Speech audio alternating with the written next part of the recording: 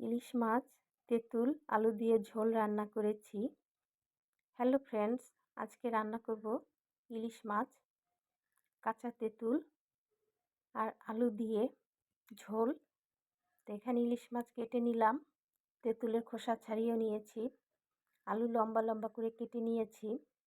এবার ইলিশ মাছটা আমি ভেজে নিচ্ছি তেলের মধ্যে, হালকা করে ভাজবো যেহেতু শীতকাল আর মাছটা ফ্রিজে ছিল বেশ কয়েকদিন, সেজন্য আমি হালকা করে মাছটা ভেজে নিচ্ছি। আপনারা চাইলে মাছ না ভেজেও রান্না করতে পারেন। তো মাছটা আমি হালকা করে ভেজে নিব। এক পাশ ভাজা হয়ে গিয়েছে, উল্টে দিচ্ছি। সাবধানে উল্টে দিব যাতে মাছগুলো ভেঙে না যায়।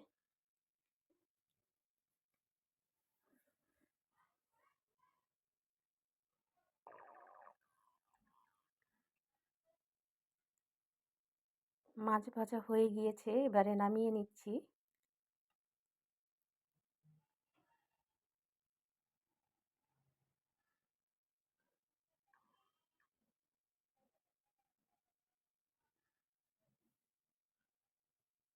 এবারে মাছ ভাজা তেলের মধ্যে আমি দিয়ে দিব পেঁয়াজ বাটা, হলুদের গুঁড়ো, লাল মরিচ বাটা। মরিচটা একটু বেশি দিয়েছি, ঝাল ঝাল করে রান্না করব। আর টকের সাথে ঝাল দিয়ে রান্না করলে বেশ ভালো লাগে খেতে। মশলাটা আমি কষিয়ে নিচ্ছি ভালো করে, পানি দিয়ে দিলাম একটু।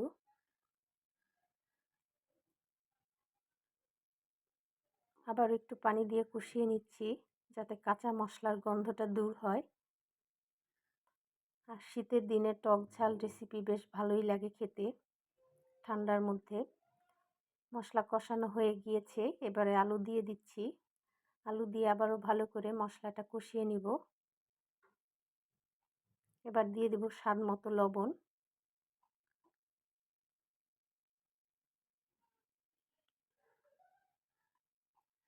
ঢেকে দিব, ঢাকনা খুলে আবারও নেড়ে দিব।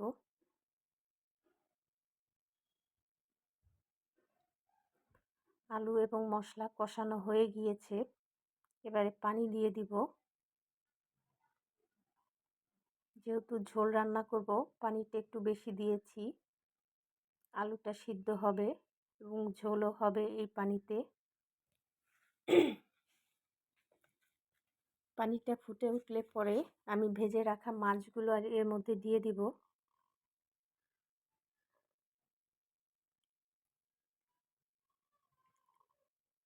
কাঁচা তেঁতুলটাও আমি দিয়ে দিচ্ছি। এবার ঢেকে দিব।